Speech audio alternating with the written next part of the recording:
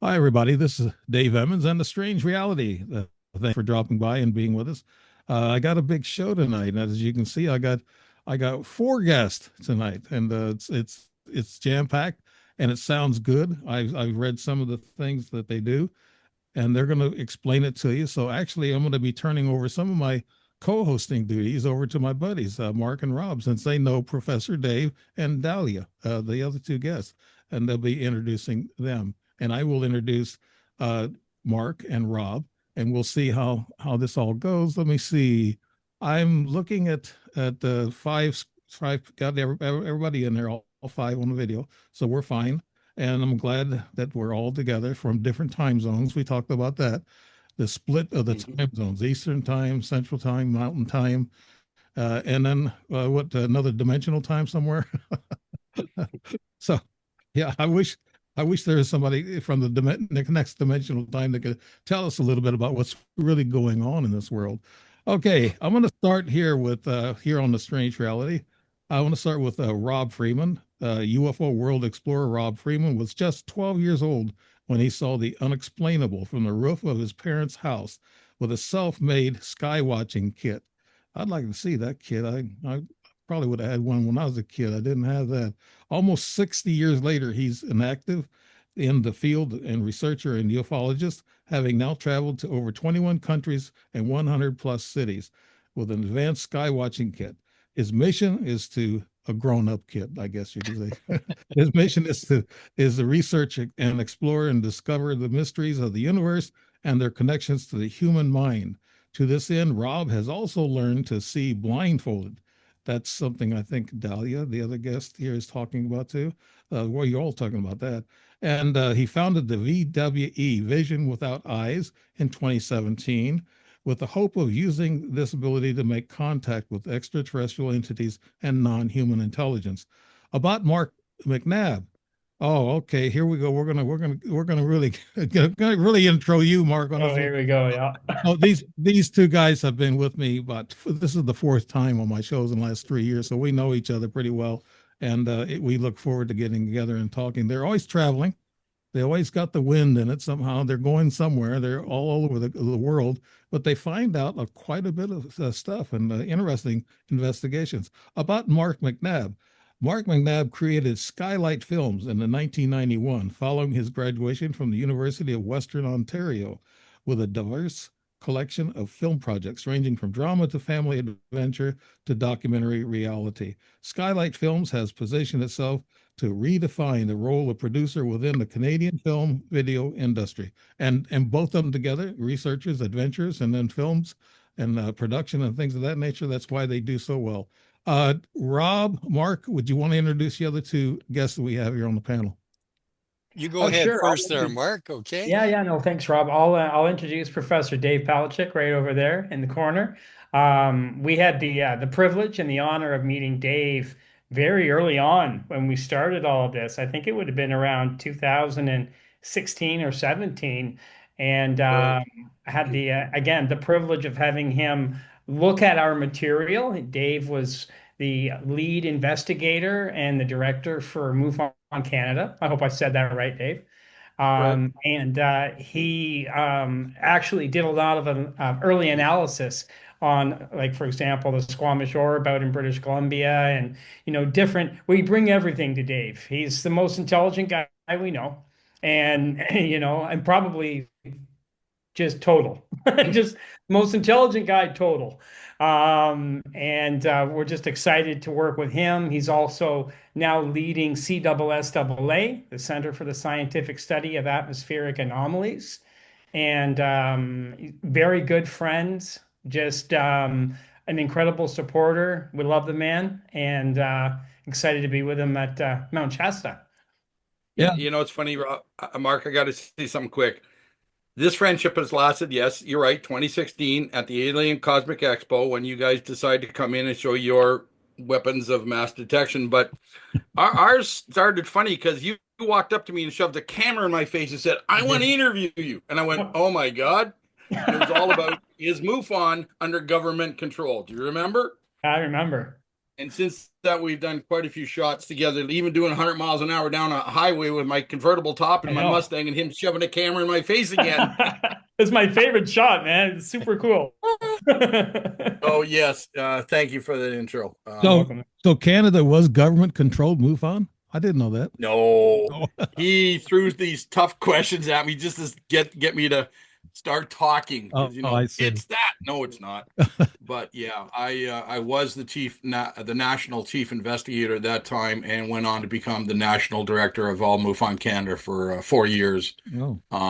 And then I passed that on a couple of years ago for health reasons mainly, but I'm still actively involved in it, and of course I still am Rob's debunker to check all the videos to see if they're for real or if they're man-made. And yeah, I have studied probably 3,000-4,000 cases over the last 10 years or more. Mhm. Or more. No, I probably double that, triple Yeah. that, and of which I've been part of with our field investigators and Rob and Mark, and announcing that this is a real UAP UFO, an unknown, and I've seen a lot of them, and I've seen a lot of evidence with Mark and Rob when I've been out. So Wow, that's impressive because I like somebody who's technically involved and also research and involved because I have no technical skills. I think Rob and Mark know that. I can't even edit a film, so I'm lost. But either can I. Yeah, we both have beards, so don't call me professor. I'm not qualified. It's the Dave thing. Well, guys, Yeah. you notice I got a haircut. I don't have the long professor hair Same. anymore. I went and got it buzzed. Oh. The last time we were on, I had super long hair. Yeah. I have a degree in a senior electrical and electronic engineering technology, and that's why Rob and I are developing a lot of things. But it's not just that. I have taught professionally at a college, a community college. That's where I got my professorship. And I only started actually using that title off campus this year when I wrote a book with my best friend and business partner, Chad Wanless, and we wrote a book. And it's exposing what the government refuses in the U.S. to expose, and we exposed the propulsion of the UAPs. Is that plasma? So, Plasma energy? no, it's warp drive. They're using warp drive, warp technology. They're hundreds of thousands of years in advance. And Dr. Miguel Alcubera, I always say that wrong, wrote about this in 1990s, mid 90s, and it's slowly being proven that we can obtain warp drive if we have enough power. And Dr. White actually produced the very first micro warp bubble, and it was successful. Wow. And and in the book we talk about Bob Lazar's what he used to call the sport model of the UFO, and he called them gravity emitters, but it matches all the science, all the math that we put into this book. And we've dedicated the book now to CISA, to the CSSAA, and in order to get more awareness. And we're basically that's my part, and we're going to talk about some other things, right, Rob? Yeah, Absolutely. you got a whole program here set just about, and I don't want to turn you guys loose, but I wanted to bring this up to you, Professor Dave, and I think I talked to Mark about this. There's an organization called CEIMIX, CEIMIX, and it's Dr. Federico Vidal out of Mexico City. Have you guys ever heard of that organization? Never. Never. Well, I'll be working for them starting in October, and How do you say it? CI. It's CEIMIX, and it's Dr. Federico Vidal, Vidal. I'll be looking that one up. Thank you. Yeah, I'll be working for him in October. Actually, be teaching classes on UAPs, and so I've seen 6 up close, and I've met 3 ETs up close. So I wrote a couple of books about it. So I got some experience with these ETs, and they still mess with me today. They mess with my cars, both cars. So it's crazy. One car is enough, but they mess with both of them. That's weird. And the dealership can't find anything wrong with them. So I'm just electronically, I guess, messing with. Rob and Mark, go ahead and lead the way on this. I guess you're going to be talking about this about the vision without eyes and Dalia. We got to get Dalia in there. Yep. Yep. Yeah. So I'll go ahead and introduce Dalia Burgoin. Yeah. And I met Dalia about a year and a half ago. I was doing free 1 hour sessions online, teaching people to see blindfolded. There's two levels, the intuitive level and the seeing in real time level. There may be more levels actually. And I was offering these as a way of introducing people to it. And Dahlia opened right up and it was at the intuitive level. Now, I think she was doing a little bit of this before, but in our 1 hour session, she did fantastic. And she wanted to come to our seminar that we were putting on a couple months later. And that was great. And Dahlia opened up, I think it was the second day in real-time Mindsight. And we're quite excited about that. And you'll see a video on the Vision Without Eyes YouTube channel where it's at a seminar and Dahlia is the first one talking and she lifts her mask up. She shows patches and everything we're showing her she's getting. So she's quite famous for that video. Dahlia was recently at Contact in the Desert and Mhm. she was demonstrating blindfold seeing, seeing without eyes.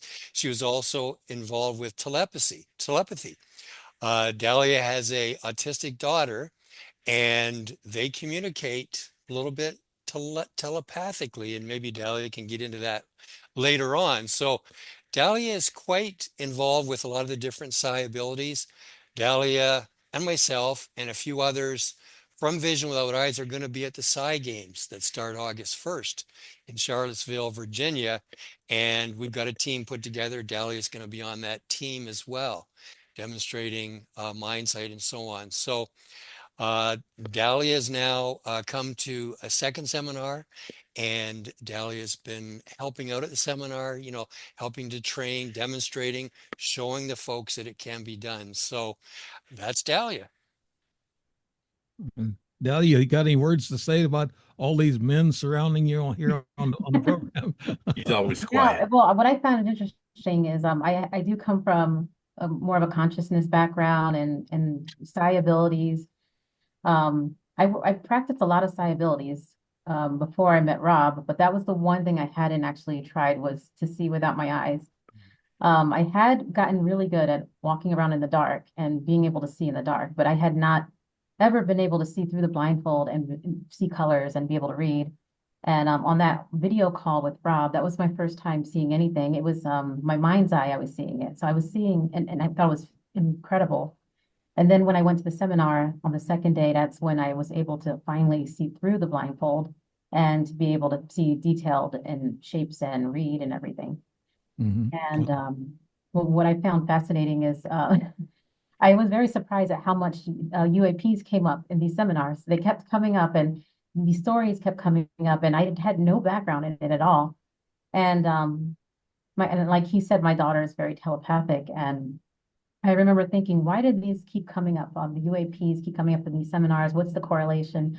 And my daughter did validate because she actually can communicate with things that are telepathic, other entities. And so she validated that these entities were out there for me. And yeah, and so it's become it's interesting that I'm learning all of this new stuff. And Yeah. it's interesting that I'm going to be at Shasta and I'm very excited mostly to feel the energy of Shasta, but I already know something major is going to happen.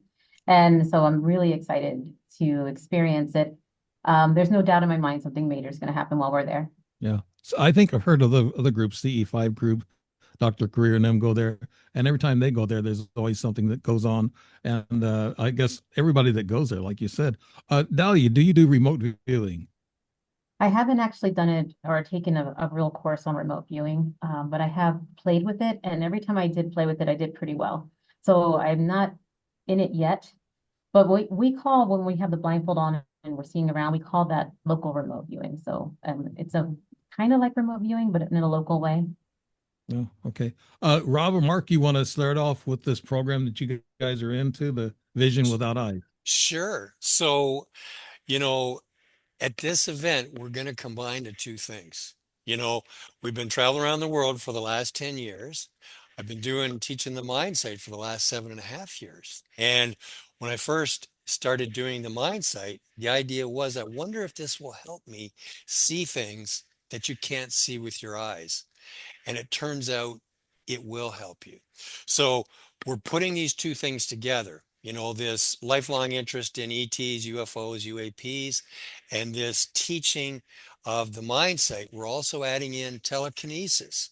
We have recently found out in the last couple seminars that when you add telekinesis into the seminar, the folks open to the seeing in real time Mindsight level faster. So we're going to be teaching telekinesis, and I've been able to spin the foil around already myself doing that. And we're going to teach the Mindsight, and then we're going to be out. And of course, Dave and Mark, even myself, you know, after the classes are over in the late afternoon, we're going to be doing presentations around ETs and, you know, UAPs and so on. We're going to be doing talks. Mark's got, you know, all our professional video from around the world for the last 10 years, and he's got lots of stuff to show around that, interviews and so on. Dave's got cases that, you know, are unique cases that people haven't seen. I think he's got video and photos around that. And also Dave's going to do a presentation around the dog whistle, so-called dog whistle. Now, a lot of people have heard about Jake Barber and his Skywatcher group. They have a lot of money behind them. They've got expertise from the military, all these contracts they've had. And they use what they call a dog whistle. And Dave has built one. And we're bringing it to Mount Shasta. We've already tried it out. It emits sounds and frequencies and so on. And you know, the Skywatcher group, Jake Barber and the Skywatcher group claim 100% success with this so-called dog whistle. You know, maybe it should be called an ET whistle, but we're calling it E-tunes, you know, something like that. But we'll have that at Shasta. So we'll learn the telekinesis, we'll learn the Mindsight, we'll do the presentations, and then in the evening, we'll go out and skywatch. We'll be up on Mount Shasta at various locations where there has been ET contact. There's been many craft scenes. You know, we'll be at the different levels. We'll be in different known places on Mount Shasta. We'll be in various other places around the area as well. So we're not going back to the same place all the time. We'll be going to new places. And the idea is I'll be bringing all my equipment. We call it the WMD, Weapon of Mass Detection. And Mark calls it the weapon of mass, or I call it the weapon of mass debunction. He says that's not a real word, but you know, we you know, capture everything in that, like with the thermal, with the visible, with the infrared, with the full spectrum, the ultraviolet, the time lapse, all this stuff. And then of course we hand the footage over to Dave to debunk. So, you know, a lot of the footage will wind up on the floor, but you know, hidden in that footage are usually nuggets of really cool stuff. And we don't always see the stuff when we're filming it. Many times we've spotted it in the footage after. And so we'll be doing that out in the evenings. We've had a lot of things in previous expeditions to Shasta happen, both up in the sky and around us. And it's recorded on video as well. And the idea is we want to use our Mindsight. So most of the folks should open up to the full seeing the room Mindsight. Starts out as like looking through a tiny little window, we call it, and it will get bigger. And the idea is you can see into other spectrums. You can see outside of the visible spectrum with your Mindsight. So we hope to spot both seen and unseen anomalous things in the sky, i.e. ET craft. Yeah. And, you know, the participants will show me where they're seeing it and they will point it out, and I'll move all my equipment on the tripod to that spot and we hope to film it. Now, once again, you know, in the visible, you may not see it, but in my other cameras, the full spectrum, the infrared, it will generally show up. And we've got lots of footage on our channel where it shows some of these things like the Squamish orb. So we're quite excited about this event, Dave. Yeah, I think since I'm not live here and a lot of people make comments after, you know, when it's posted on the platforms, I know they're going to ask this question, and I had this question too. You guys say that you teach this vision without eyes, and also you teach telekinesis. Are you saying that everybody has the ability, they just need to be taught? Yeah, we're all born with this. Everybody's born with these abilities. And, we've been suppressed, really. For example, the ability to see blindfolded, many children will operate this spontaneously when they're young. And you may yourself, when you were between 2 and 3, Dave, you may have gone out to the kitchen with your hands over your eyes and says, "Hey, Mom, I can see you through my hands." And your mom would say, "Oh, Dave, sweetheart, that's not real. That's Right. just make believe." And Then of she'd stack. course, the kids get shut down. But, many kids will operate this spontaneously, Yeah. and they really should be given support, not ridicule or gently shutting them down, because everybody can do this. So we will facilitate the folks to allow this ability to come wandering out. They already have it. It's not like we have to train you to do something you've never done before. You already have it. You probably did use it when you were a kid. So we're just Mhm. going back there and allowing it to come out. Same with the telekinesis. Everybody has that ability. I have a fellow, Alex Stefan, who is a hypnotherapist. He will be facilitating both the telekinesis and, getting us relaxed to be receptive to connecting to that right brain of ours where both the telekinesis and the mindsight exists. Yeah. You mentioned something about a lot of the films that you guys take ends up on the cutting floor. Professor Dave, how much of a percentage of actual films comes to you that you debunk, and how much are real? On the internet, there's all kinds of disinformation and all Oh kinds yeah. of AI videos and pictures, and we're getting to the point where we don't know what is real. And Professor Dave, how much is debunked that you see? Well, when it comes to all the cases that go through MUFON, we were averaging before 2019 about 5% were real cases. Over the past years, that especially with COVID lockdown, we got more credible cases. That rose up to 8%.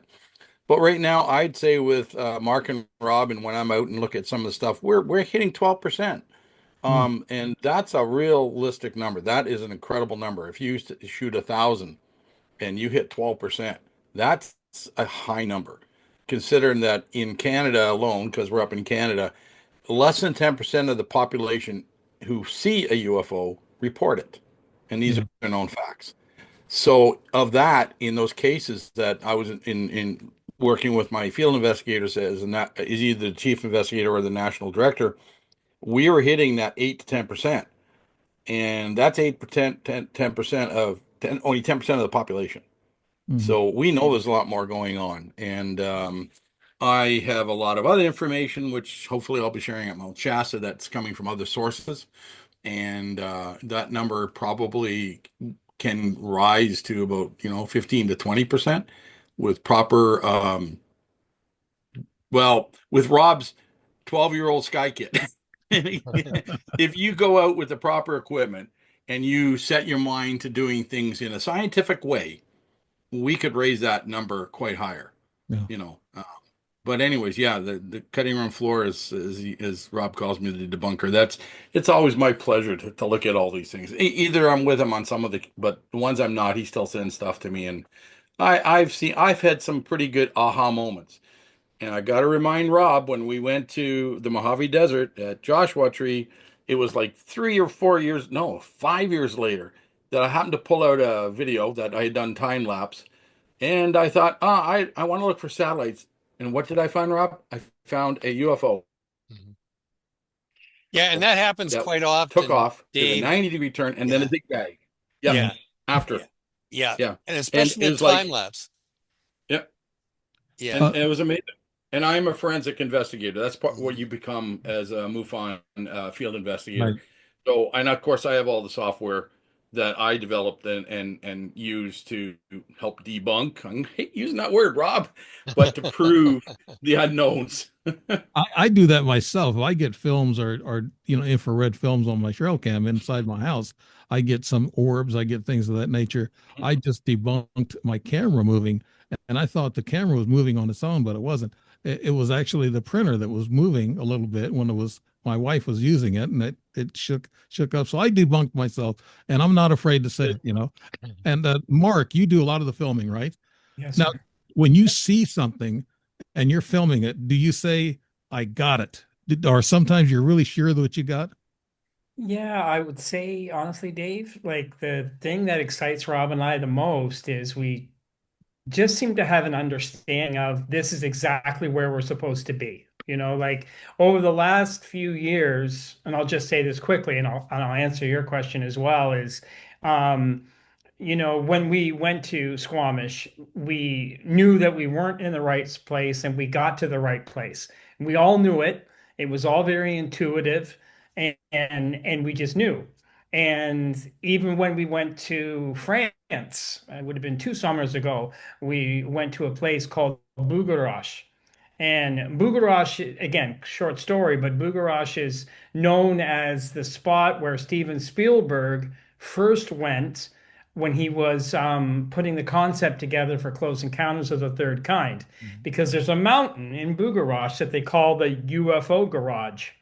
And he went there, and the villagers were kind, but they all said, "We don't want you here because they'll go away.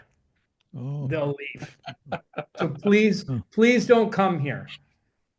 But Rob and I went there after an 11-hour, I think it was like 11 hours of jet lag and flights that didn't come in at the right time, Rob's equipment being misdirected for what, 4 or 5 days, I think, Rob, like half the trip or maybe the whole trip. He didn't have his technology, but we decided on one night, the first night, with everything going wrong, that we would drive up to that mountain, and we went to that mountain, and I'll never forget the moment that we said, "Well, where do we stop?" And Rob said, "Right here." And I said, "Oh, okay." He says, "I feel it. It's right here. We got to stop." And Mhm. we stopped, got out. Within 12 minutes, they put on a 2 hour light show that we will never forget. And it was 2 straight hours, Dave. 2 straight hours of lights in the sky like a projector that was like putting these images in front of us, moving in and around the mountain. And we're thinking, where's the airport? You know, we're thinking like Dave, we're thinking like Professor Dave, we're thinking, well, where's the airport? Yeah. You know, where are the lights coming from? It's like, there's no airport, there's nothing here. And we just watched it go for 2 hours. And I get excited about this story Yeah. because it brings me back to something Adalia said earlier about knowing something's going to happen at Mount Shasta. Because there was just this moment where even Rob said at the very end, "It's like, how long do we stay? Like, how long do we stay?" And it was amazing because Rob's like, "No, we'll just until they leave, you know, like let's just stay until they leave." And I said, "Oh yeah, that sounds great." Within 30 seconds of saying that, within 30 seconds, gone. Everything, every single thing around that mountain stopped. Not a single light appeared again. And it was like, and that happened in Argentina too, with the footage that we sent to Dave to put into his book. It was like a moment where you're like, you're in the right place at the right time with the right people. So this is why I come back to what Dalia said. Will we have an event at Mount Shasta? 100%.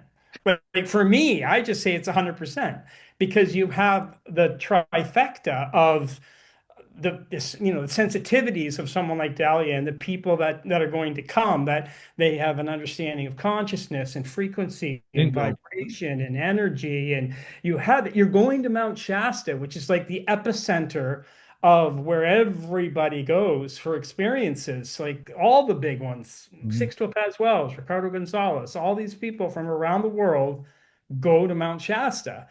So we couple that with Mindsight, with our UFO background, with Dave's intelligence saying, okay, let's make sure that we're getting the data. To me, it's the ultimate event. Yeah. I just really feel that. Now you said the right thing with the right people there. I Yeah. talk to my audience quite a bit about, and Professor Dave might know this too, and all these probably know about this, that consciousness and awareness, and then having an open mind. Yeah. I think these ETs can pick it up, and Yeah. they'll come to you. and your pineal gland has something to do with it too. I throw that kind of question out to all of you. So, like Dalia, you have a lot of consciousness and an open mind, right? I guess you can take in all these things. Have Yeah. you seen UFOs up close or UAPs? I haven't myself because I haven't paid attention to it. But my daughter communicates with them. Like it's very easy for her to hear them. And so she's told me about them. But I wanted to go back to the having the right people there and us calling them in because when we do telekinesis, Alex, who's the one that trains us in the telekinesis, he literally will give us a task that is impossible, but tell us it can be done, and we will always do it. And so we've even been able to not just affect matter in front of us, but we've been able to affect digital things, electronics. Mhm. And so he will even ask us to affect a compass, a digital compass, and we will be able to move the compass, move the height, everything on it. Random number generators, we can make it go to which direction we want. So all he would need to say, or all we would have to do is have an intention to say, hey, let's be a vessel, or let's call them in, and let's all put our intention to calling them in, and it'll happen. Yeah. There's nothing that he had us do. Again, everything seemed impossible that we didn't do because the intention was so strong. And that's something that he focuses a lot on, that training is it's more about intention than about telekinesis. And it's very fascinating. And I'm very excited about that aspect along with the energy that Shasta has. And how we are going to be able to call them in just with the telekinesis background alone, let alone the ability that we're going to have to see it. I know when you have Mindsight, you can see much more in the dark and you can see much further. We actually had a video where we were at Rob's house and he had a couple of us walking outside in the dark. And those of us who had the mask on, we didn't even know, like, we just thought there was a bunch of lights on. We just thought it was bright outside. We were, you see us on the video saying, of course we can see, it's bright. And we just kept saying that. But then when we got into his house and we looked at the video, it was super dark, not possible to see. And so we even asked, was it really that dark outside? Or is it just the video? And he says, no, it was this dark. And so it's very fascinating what you can see with when your Mindsight is activated. Right. Professor Dave, now a lot of people that you've taken these, I guess, experiences from as a MUFON investigator and also a MUFON director of Canada, were a lot of these people, they were open-minded, I guess. Do you accept them as consciousness or open-minded to have a third eye that saw these things? Or are they people who were non-believers and all of a sudden they saw something? Well, that's very interesting you say that because 50% of the cases come from non-believers and they see it and they understand it and it's like the aha moment and they report it. And I get to interview a lot of these people. The other half, they seem to have some sort of conscious ability. And it's also the same people who are classified as experiencers. They might not have physically been taken to a ship, but their mind, their what do you call that? The body that's not your body, but anyways, your other kindred spirit might end up in that ship. Okay. And my business partner and the person who co-wrote the book with me, he is an experiencer, and he's had both. As a young child, he disappeared and he was gone for a long time. He showed back up about 5 hours later, and the whole world was looking for him. I think you're talking He's about writing a book on that too. Astral projection. Is that what? Yeah, astral projection. And he's also had a couple of those where he was like gone and he comes back and he's missing time, right? So he called it missing time too. And his watch is 3 hours later, and people have not been able to get hold of him. And even people in the same room said, "You were spaced out. You were gone. You weren't here. We shake you, do everything we can. What happened?" So there's quite a few things, and then of course there's the hoaxes and the skeptics, but anyways, no, the majority of the good, real classified unknowns, and we just call that if it's UAP, it's a 50-50 split, and I'm trying to learn more about the consciousness part of it. I put Dalia to the test last time we did a podcast. She said, "Well, she's never been in my place. We've never met." And she got all blindfolded up and she looked at the room first and she got a hold of me and I grabbed things that were not in eyesight view, held them up, and she has them all, every single one. I'm a convincer. Wow. So when we were up north in Algonquin Park, big huge park in Ontario, Rob decided, he goes, you know, we were all sitting relaxed. He goes, Dave, I'm going to give you a little test. I want to see if you can see blindfolded. And I went, what are you talking about? And I knew he was doing this. So he handed me a blindfold. He went through the meditation. He talked it through, and I just finally melded out enough. And he started holding up these yellow and green and blue, red. I think there was 4 of them. Cards behind me. And it took me a long time, but all of a sudden I started seeing this little hole, and it started getting colors. And by the end of the hour that he started testing me with, I think I was at 60 or 65% right. I'm going, that's impossible. And I was getting them. Now, that's the only time I've ever done it. So I'm looking forward to learning more about this. And the other thing I had done, sorry, when I was a little bit younger, I had the opportunity to go with a Canadian native shaman, and he took me on an out-of-body remote viewing session. And about 3 hours later, he finally brought me back, and he goes, where were you? I said, well, I was on Mars, I was on the moon, and I was telling him things I didn't even know. And then I saw it all over the earth, like I was looking through the eyes of an eagle. He said, you were, because there was an eagle flying overhead Wow. the whole time in his remote little place we were in his cottage area where he does all this. And he says there was an eagle flying overhead. You were flying through that eagle. Did you And have then to, it's like incredible. yeah, did you have to smoke any of that funny stuff that they give? Nope, no drugs, no nothing, absolutely nothing. Strict 100% Wow. meditation. Wow. I don't do that stuff. Yeah. I don't. I Indian- refuse to do it. Indian shamans do that stuff a lot. Some of them. Amazing. No. Yeah, so yeah. It was amazing. Yeah. Rob, you're putting this all together for the Mount Shasta. Now, each one of these people, I know what Professor Dave's responsibilities and duties. You're going to be there, right, Professor Dave? Yeah, I'm going. I'm taking the dog whistle that I built with Rob's help, and we'll be testing it. Okay. I actually built 2 of them.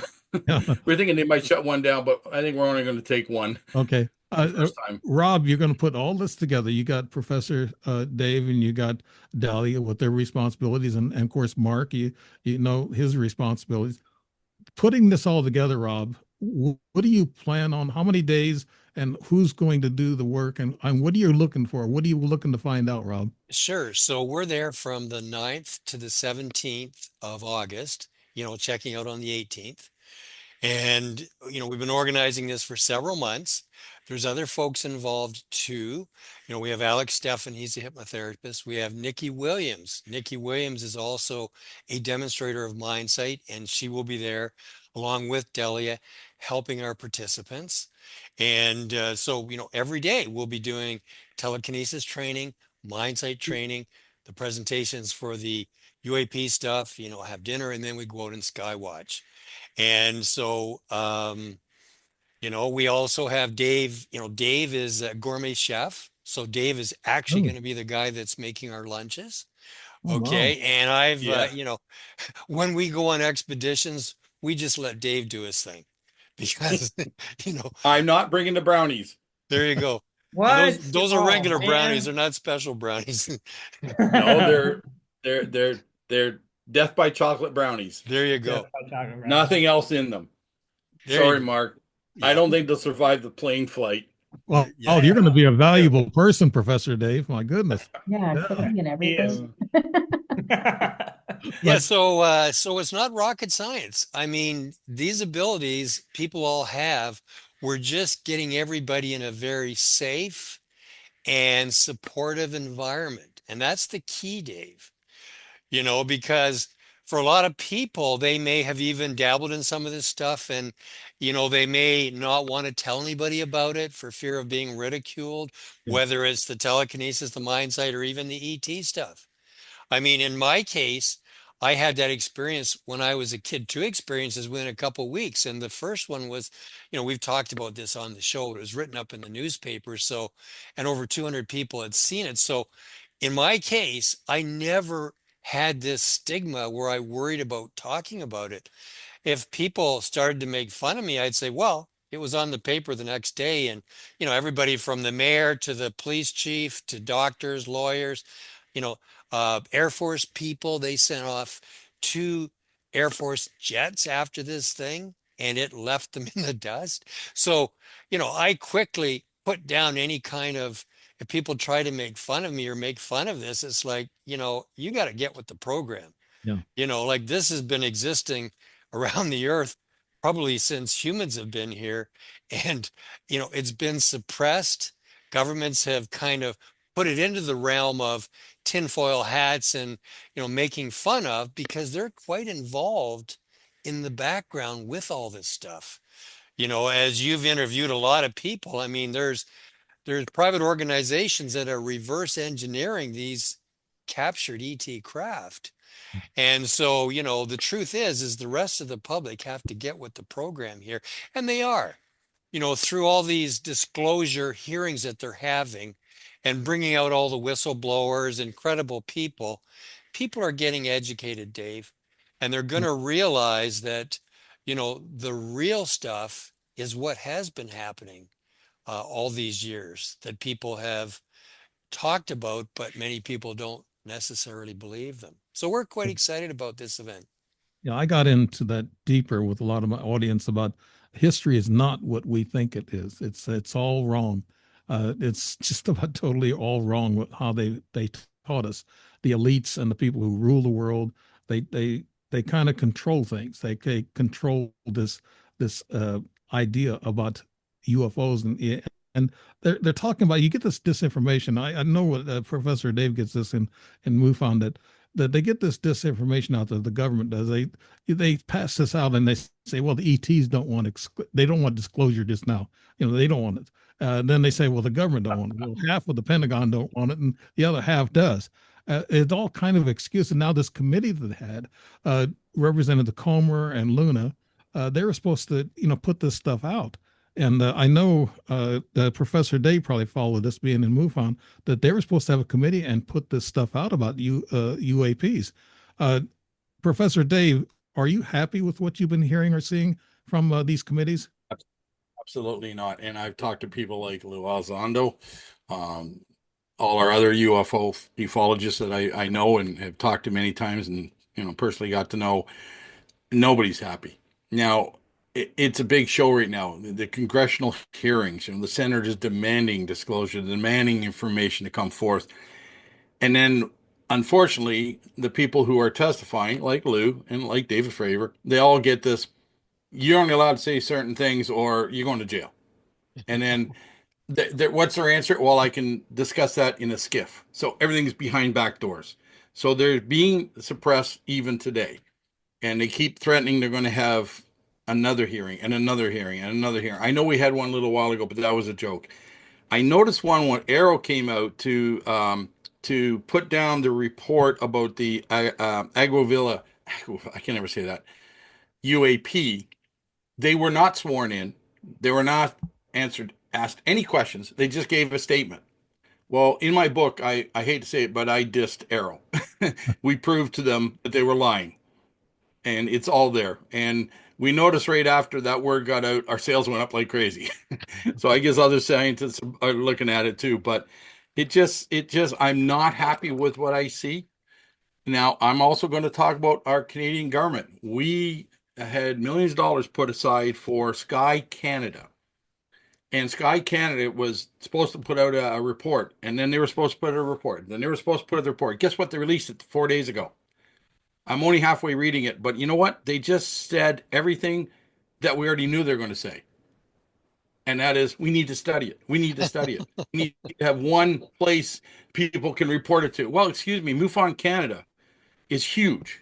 And MUFON in the world, MUFON International has got over 600 investigators now in 144 countries. How big can you get? It's over 50 years old. Not government controlled, not funded by any government or private industry. It's all funded by people like me.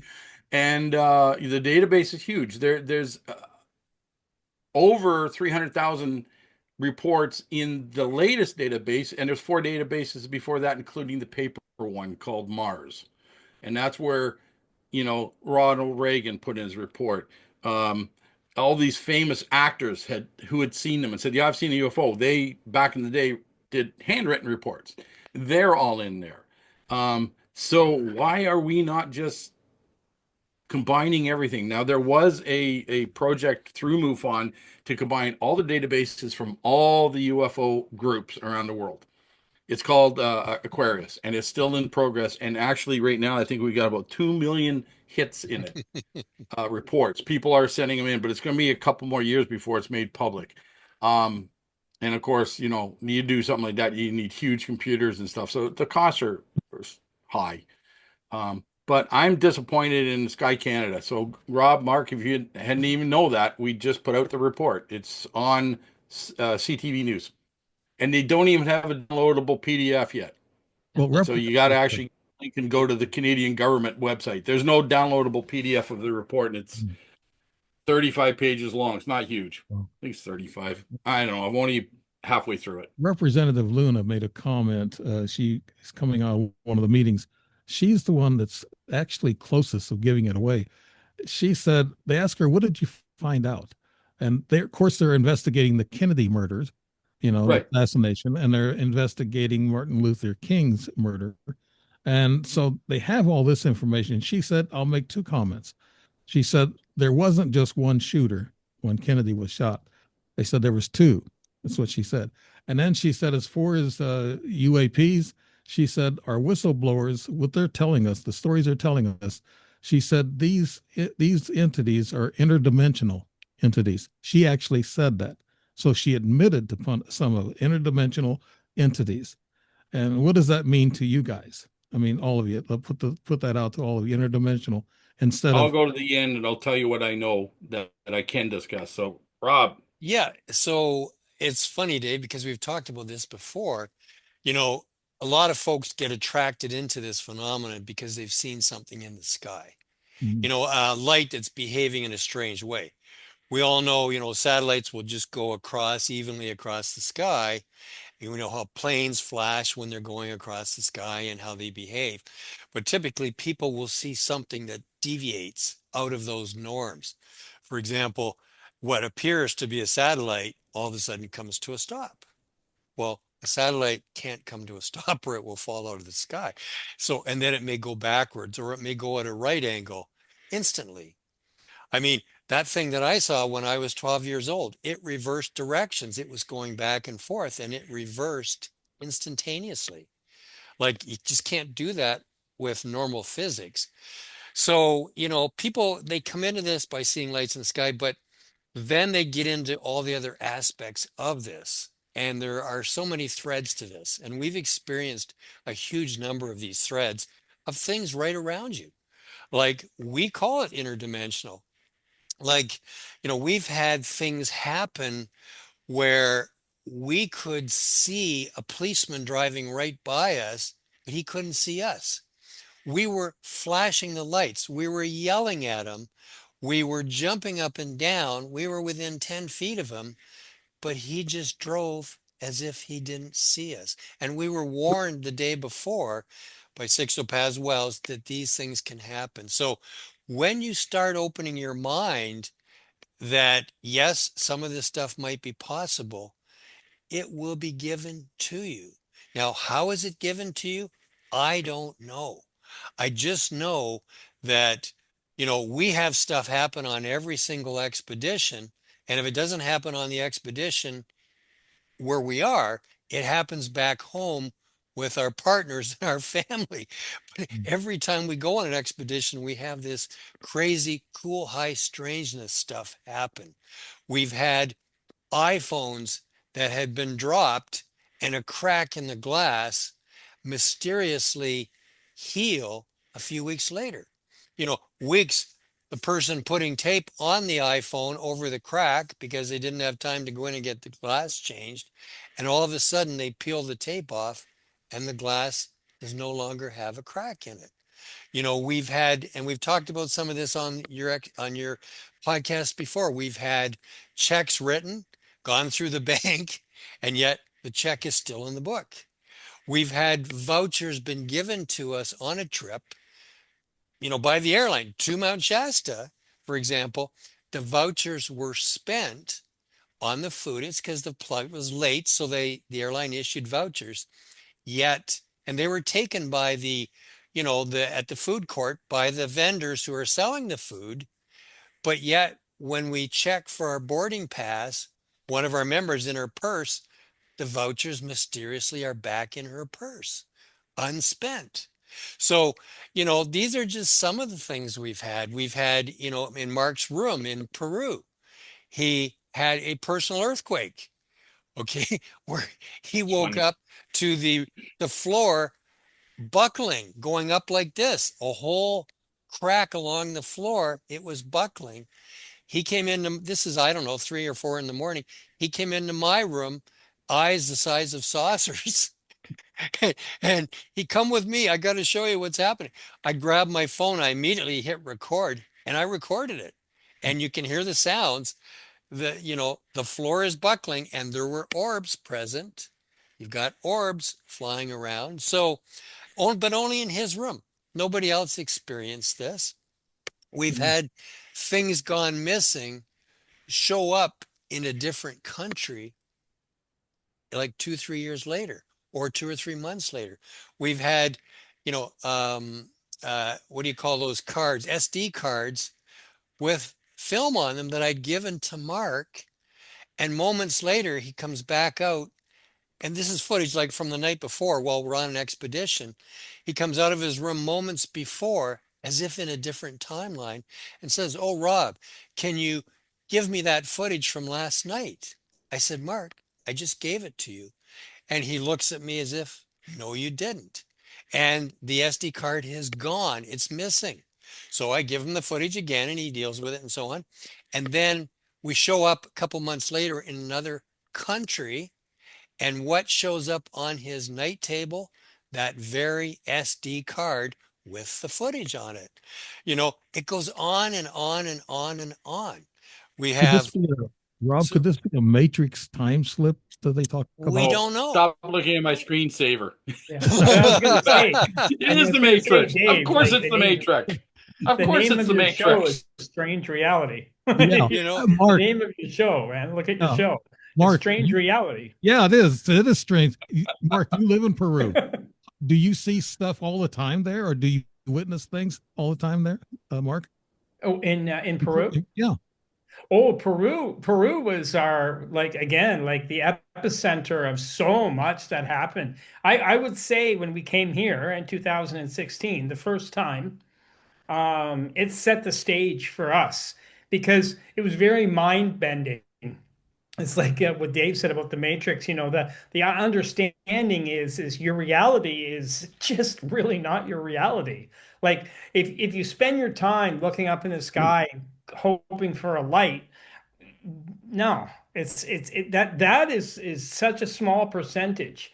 Maybe it's why I'm so excited about Mount Shasta. If you take like-minded people and you put them in a location that is very conducive to these kind of stranger kind of, different, this differential in terms of reality, you have that tendency to experience something, and it's not normal. Like it's not like something that's run of the mill or regular. Like it really sticks out. Like you sit there and say, okay, what is that? Like that doesn't make any sense. The only one I'll use as an example quickly was when we went to Easter Island and we went to a crater, volcanic crater.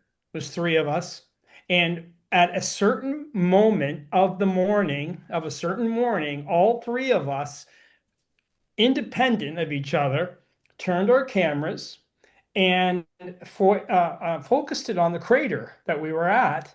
Rob took a picture. I took a picture, and I don't even know why I took a photo. I never take photos. I'm a video guy.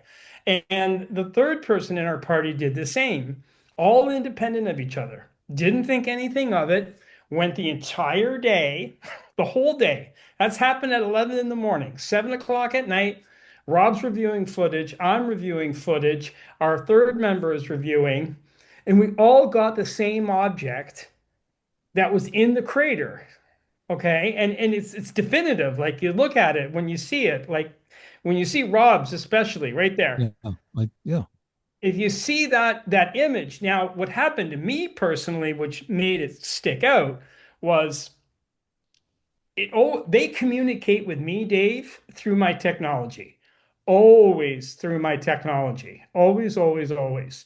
They will affect my camera. They'll affect I got something on my card, on my computer. On that day on Easter Island, 300, like I had on my computer screen, I put my SD card in, 368 pictures, time stamped. Okay. There's a timestamp beside every single picture.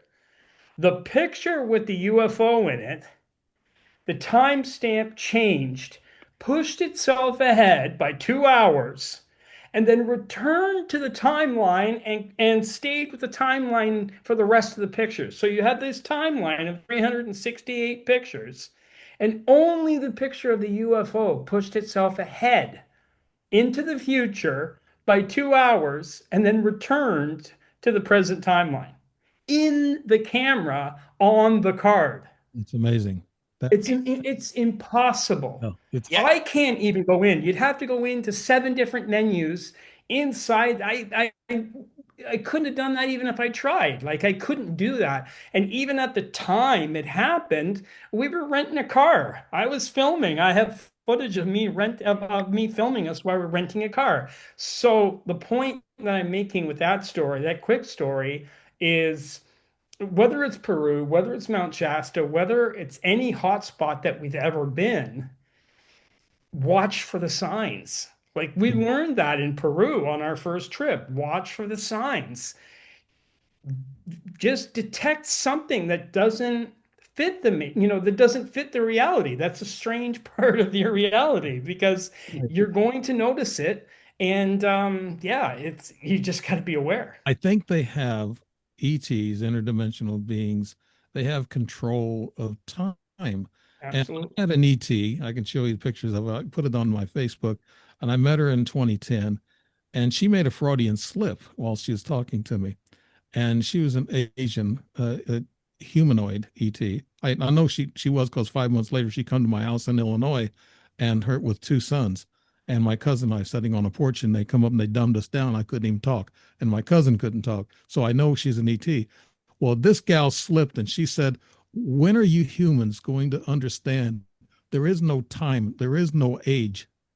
I looked at her, and she backed off a little bit, like she made a slip up. She messed up, the Freudian slip. And Professor Dave, have you heard this from anybody that you've interviewed with? Yeah, don't get me started on that because being also a scientist, I understand the 100% the time and space differentials, and time is not a constant number. It can go forward and backwards. How the hell do you think you can bend time and space and go from point A to point B instantaneous? Yeah. Right. Yeah. No, I don't want to get into that. That's a 2 or 3 hour lecture I will give you. But yeah, I've heard of it before. And I also have had a very interesting experience at our Alien Cosmic Expo.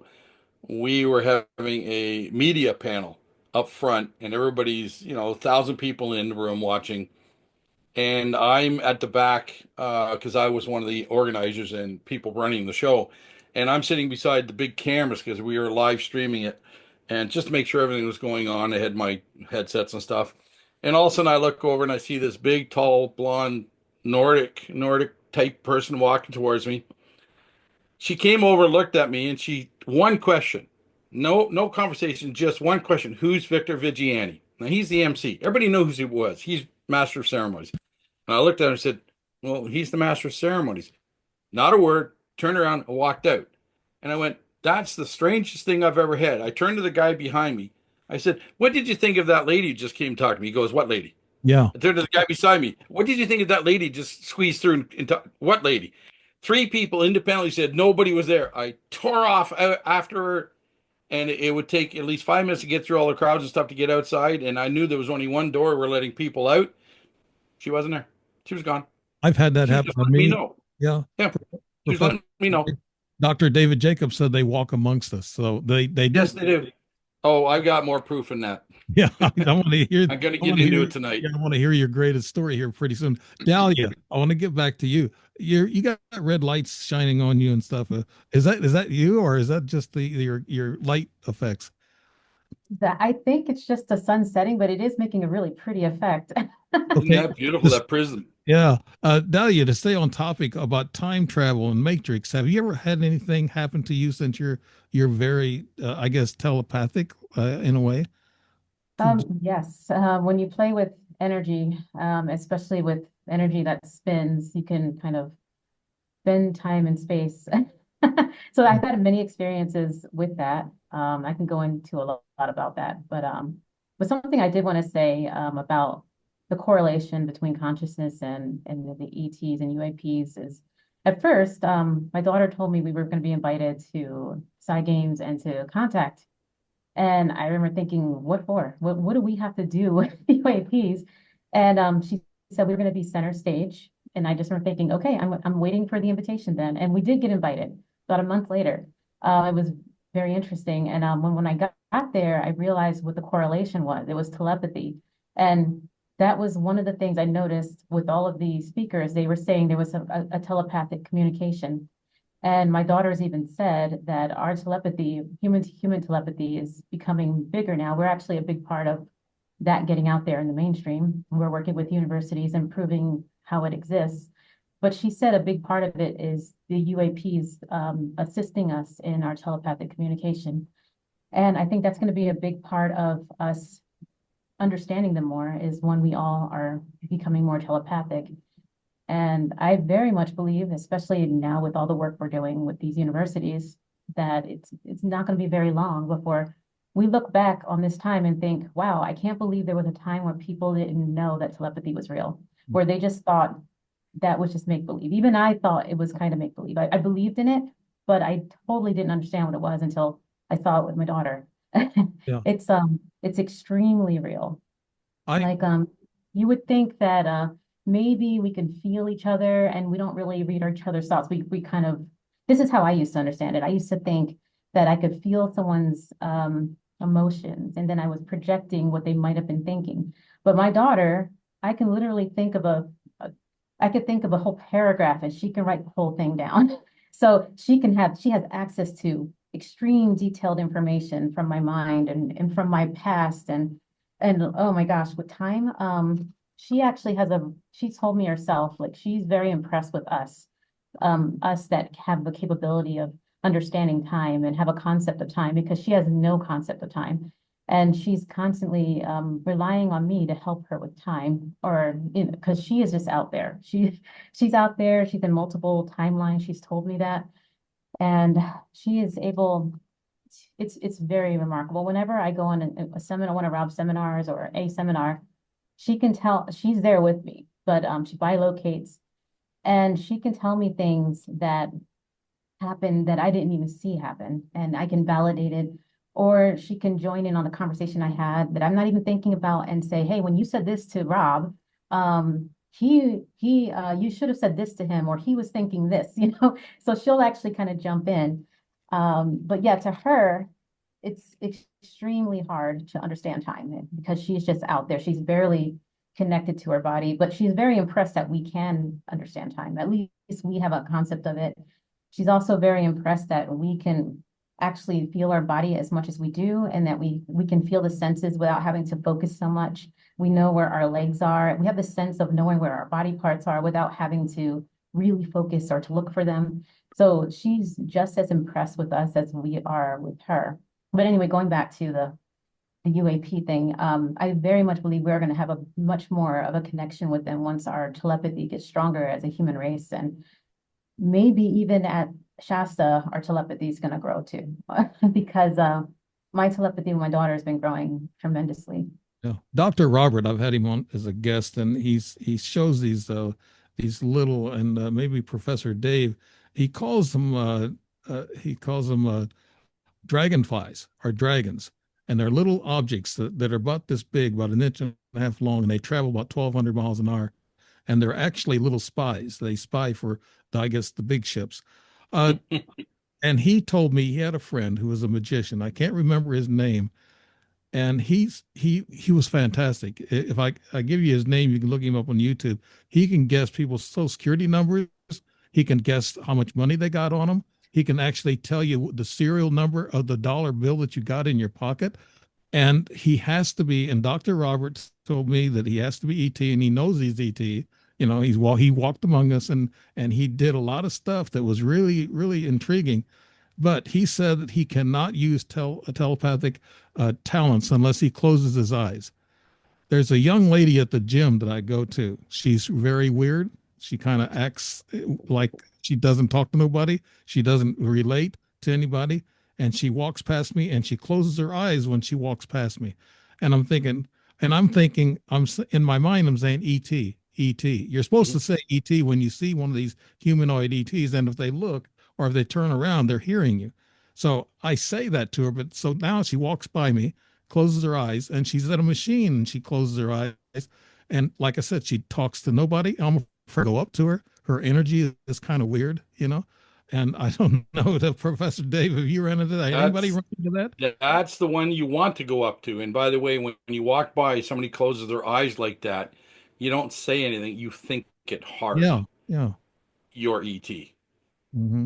You'd be surprised suddenly they'll open their eyes. And why would they suddenly open their eyes and look at you? You didn't say it out loud. Try that next time. Yeah, I'm going to. Yeah, I want to do that. But Telepathy is definitely one of the. I've always been thinking that we are being helped along. Thank you, Dalia. You brought it up that the only way they communicate is by telepathy, and we need to learn. And that's why they're not landing on the White House lawn. I hate that because we're not ready.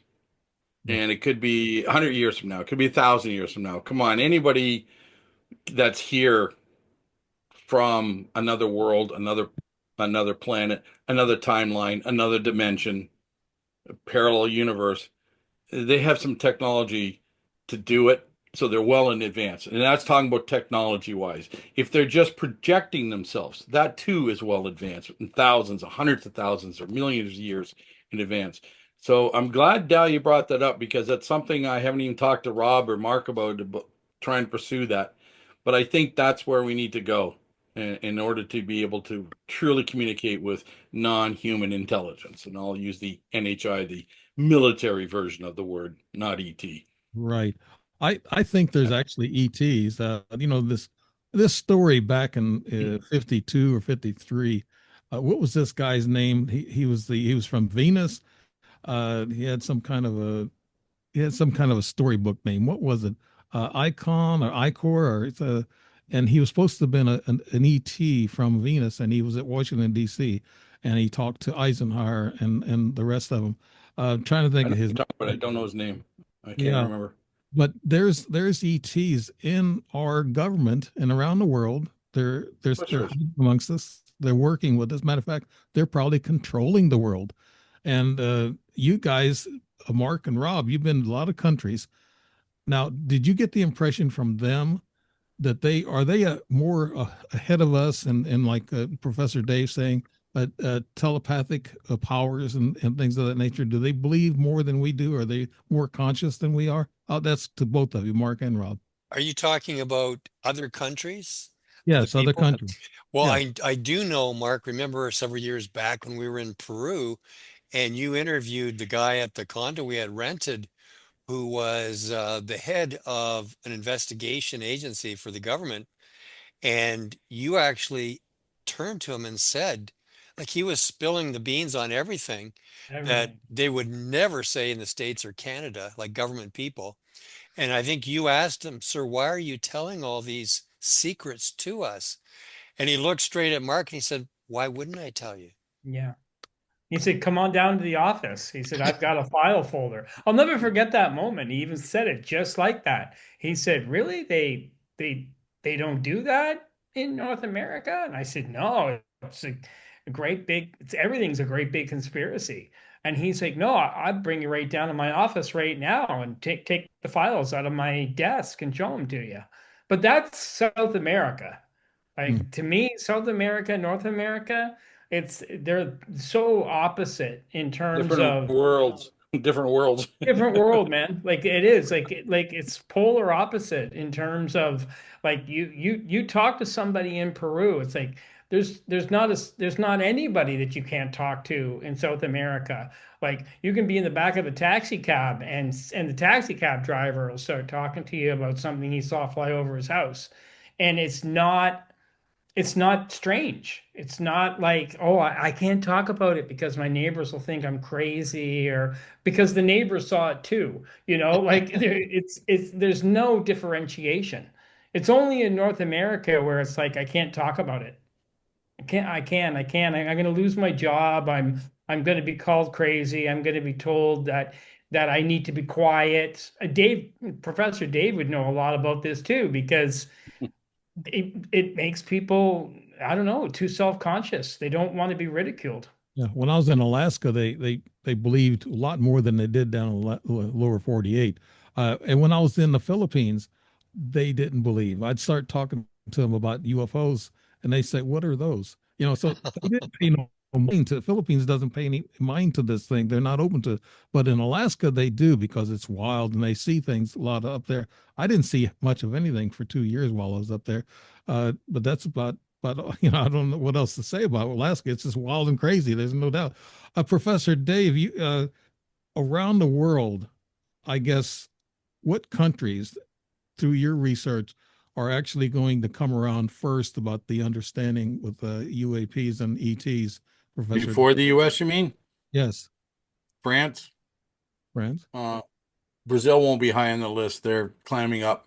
Countries like Peru. A lot of South American companies will come first. France, Great Britain, Italy's come along, starting to push out some stuff. And Canada will be up there, but the U.S. will be at the bottom of the list.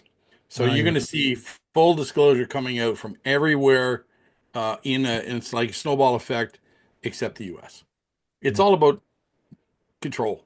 It's all about fear and fear mongering and false flags they love putting up. And I won't even get into that tonight, but I don't think U.S. will be the first person to disclose. And I'm trying to encourage actually Canada to do so. We're working on that with a gentleman up here. We have the Citizens for Disclosure movement up here in Canada too. And that's being run by Victor Vigiani, good friend of ours, the same guy who was the MC, right? He MC'd we had him MC all our Alien Cosmic Expos. They were big deals too until COVID shut it down. But yeah, U.S. Well, sorry, you're last.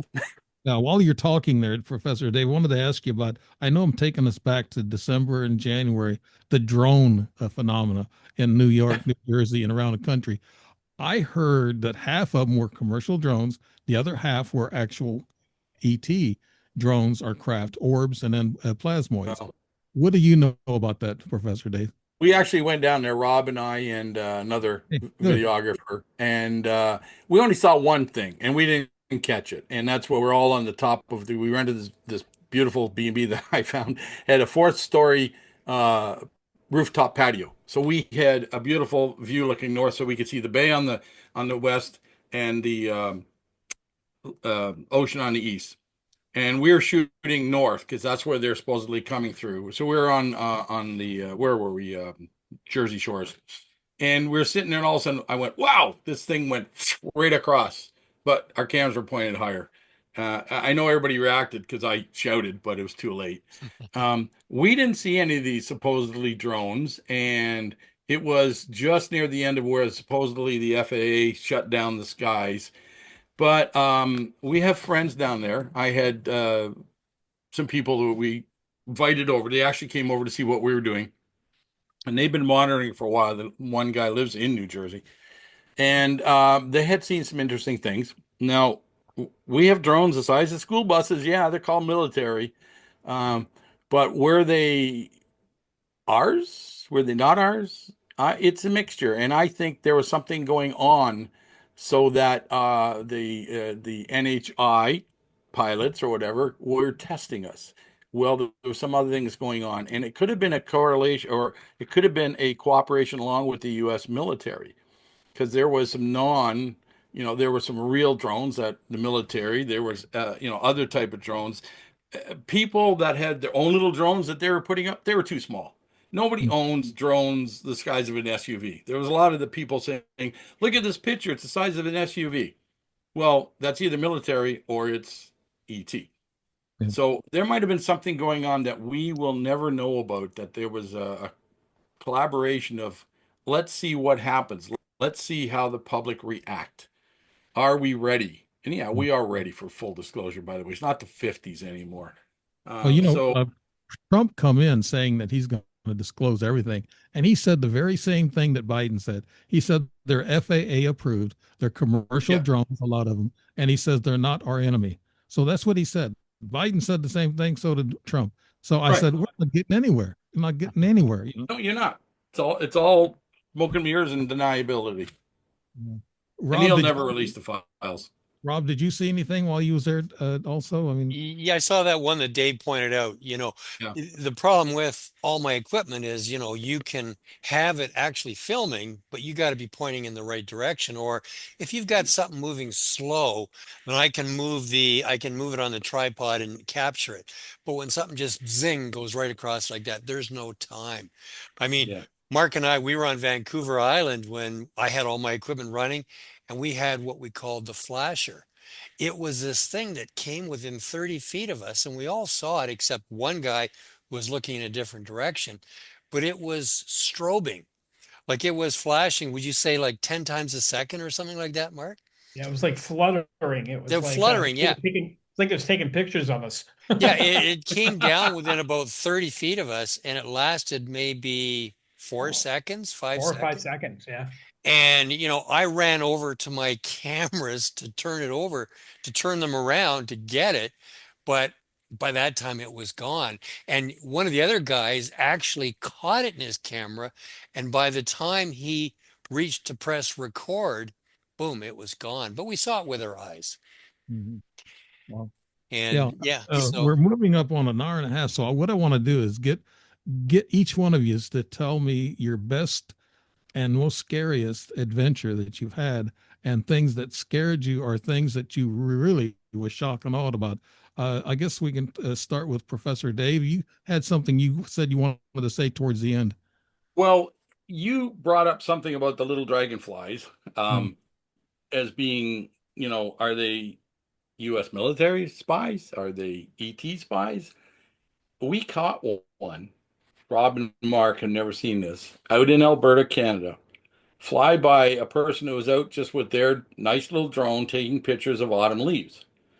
When I analyzed it, it flew by at Mach 12 and it was still accelerating. About 4 weeks later, they caught one down in the US flying by another drone at Mach 17. We can't do that. So don't tell me that's US military stuff.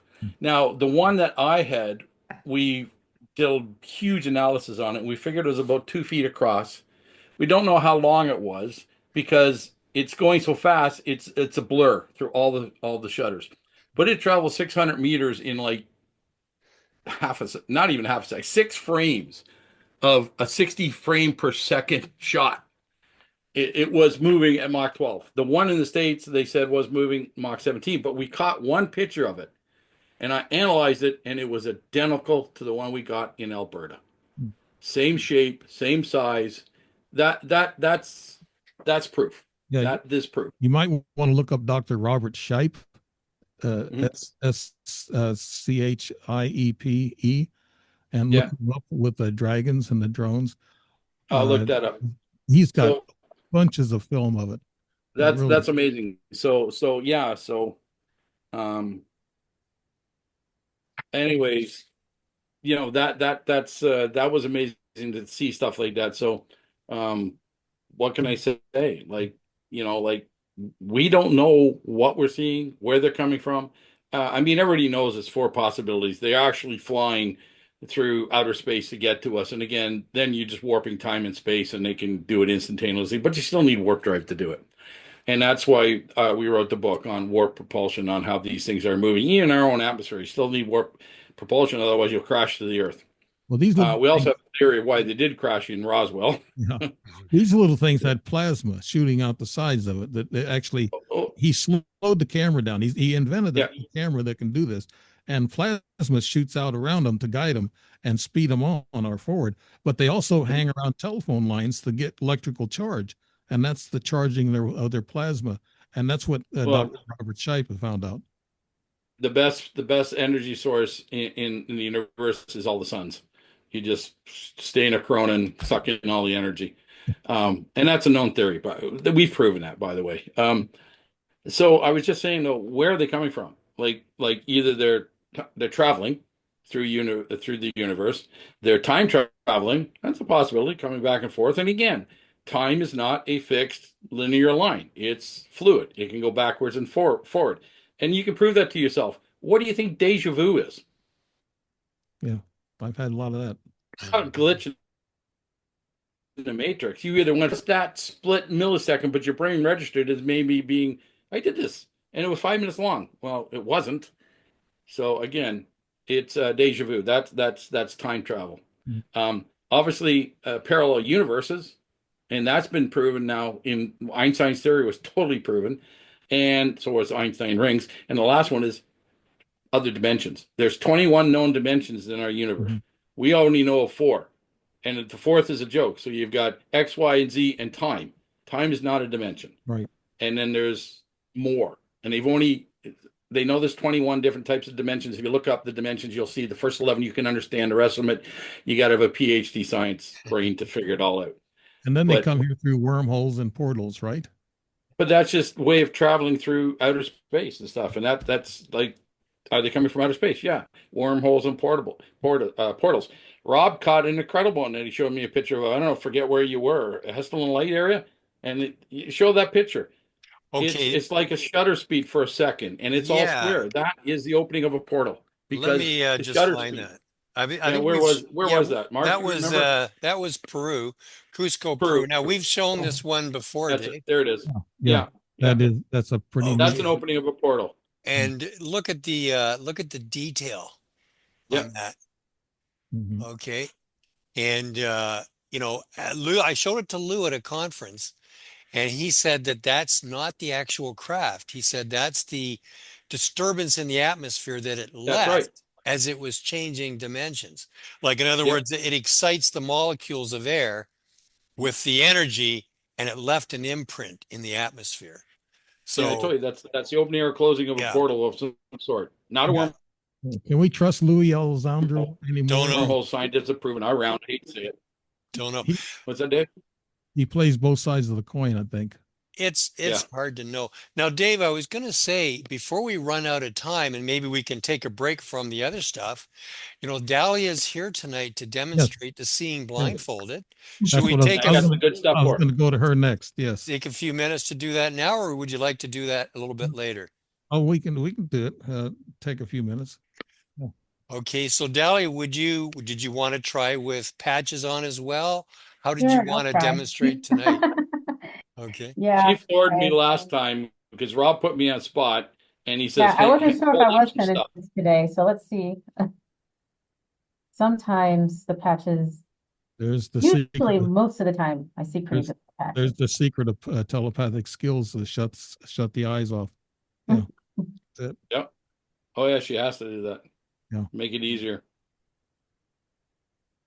Okay. And you don't need patches on, but quite often in the seminars, we'll bring the patches out in the last 2 or 3 days. And in the next seminar, we're actually going to bring the sheet out, which will cover the mask also, so that the participants can prove to themselves that they're not somehow cheating. Right. Because when they start seeing through the mask, we'll have participants ask for a new mask. They'll think that there's like pinholes in the plastic of the mask, which there aren't, but that's the appearance that it gives when you start seeing through the mask, Dave. Okay. So how do you feel at the moment, Dalia? Okay, so let's just start by some colors. I've got some colors here. What would you say that is, Dalia? That's pink. Okay, what about this one? And that's yellow. Okay, what about this one? That's yellow again. Okay, and that one? Blue. Okay, let's go to something a little bit harder. What about some symbols? What have we got there? That's a triangle. Open or close? Triangle. Open. Okay. What have we got there? That's a close plus. Okay, and what about there? And that is a closed circle. Okay, how about we ramp it up a bit? Why don't we tell me how many dot or dots and the color of the dice? That is a yellow 2. Okay. What about that one? Oh, and a yellow 6. Okay. And what about that? And that is a red 4. Okay. Well, let's ramp it up a little bit more. How about letters? We'll Okay. just, there's a letter in your screen. That is an F. Okay. And let's get the F out of there. How about that one? Get the F out of it. That's an S. Okay. Funny, And Rob. that's an L. Okay. Well, it's apparent you can see letters. So let's put a few more in your screen. Let's Oh, go for broke. What about that one? that's children. Okay. And that's some. Okay. And what about that one? From. Okay. And let's take some picture cards. Maybe you can tell me what's on these pictures. Okay. Okay. Let's see. What is that, Dalia? That is a wagon, a red wagon. Okay. And what have we got here? And that is a phone, a cell phone. Okay. And what about, let's try something else. What about this? And that is, what is that? An umbrella, a red umbrella. Okay. And maybe one more here. How about this one? And that is a cow. Okay. And Dave, have you got something to hold up? Something nice and big or colorful to show Professor Dalia? Dave or me? Well, you did it last time, Professor Dave. What about Yeah. I'm holding David? something up. Dalia, I'm holding something up. You're holding a red pen. Wow. Okay. Mark, what have you got that you can hold up? That is a mug that says Mark on it and it has an M on it. Wow. Okay. Professor Dave, what have you got? Wow. What is that? A paper towel roll and a one piece. Right on. Okay. Now, Dalia, lift your mask up and show that you've got your patches on Yep. and they're sealed all the way around. Yep. Yeah. Amazing. Yeah. That's 100%. You don't normally get that anywhere. 100%. And Dalia can put more. We won't do it tonight, but Dalia, say some of the stuff you've done just fooling around at home and practicing, like other layers that you've put in front of your eye. Yeah, so I don't have it down here, but well, yeah, I do put multiple layers, like I've had 5 layers over my eyes before. But we're actually working with Alex Gomez, and we actually have a mask, what we call the welding mask. And it's a mask that has a cardboard piece of black paper in the front that goes all the way down. It's also on the sides and also on the back, also over the head. And so I've been able to see through that as well. That's the one I'm training with currently. That is Wow. amazing, Delia. I have never seen anything 100%. And Yeah, and it surprises me too, because my daughter is 100% with her telepathy. You would think maybe 25% or something, but Yeah. she's 100%. So Oh, that's amazing. I'm And glad so- we. And so, I'll- Dave, this is what we're going to be teaching at the Mount Shasta event. Mm. And Dalia will be there to help folks. I'll be there. Marcus will be there. Dave will be there. And the other facilitators will be there. And we're going to go progressively through the week. We'll be teaching telekinesis and mindsight, starting off with intuitive mindsight, where you get, very vague images of color, numbers, letters, symbols, and then we'll progress to the seeing in real time mindsight, exactly what Dalia showed you tonight. I can tell, Delia, you have energy in your eyes. I picked that up. I can pick up energy from people and non-entities actually, and but you have that energy that just flashes. It's there. that's interesting that you say that, because yesterday a stranger stopped me and said, "Hey, can I look in your eyes for a few seconds?" And he just kind of, I said, "Okay, that was weird, but I'll do it." And he just stared for 3 or 4 seconds, and he goes, "Thank you so much." And that was yesterday. You have energy just exuding from your eyes. It's Look just, at her wall, her prism, her aura has a heart in it. yeah. Well, that's true. You see on your wall behind you there, Dalia, turn to your right. Look Turn and behind. look at the prism, there's a heart in it.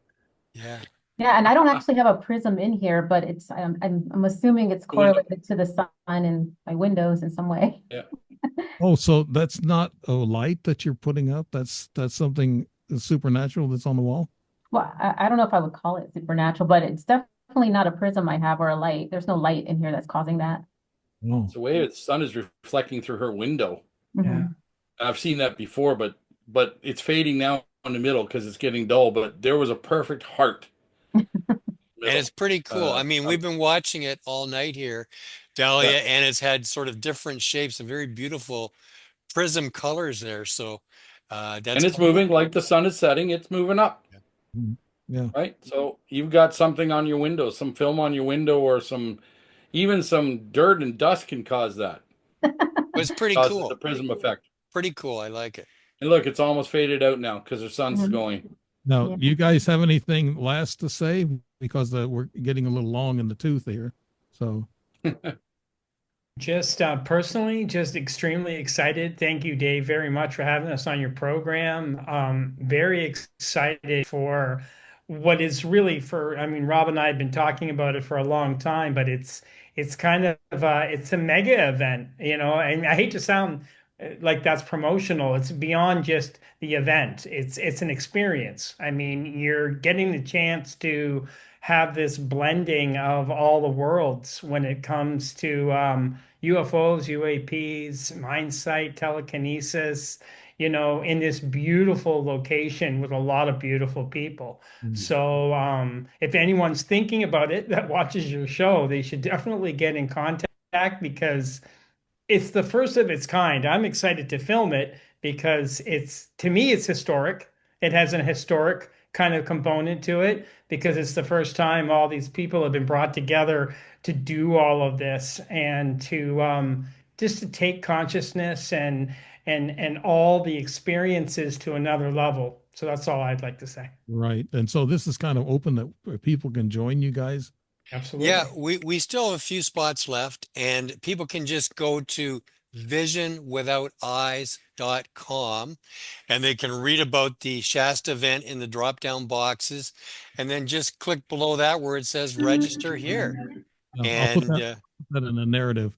And I don't know how I'm going to fill all this narrative on all you guys that you've done a tremendous job.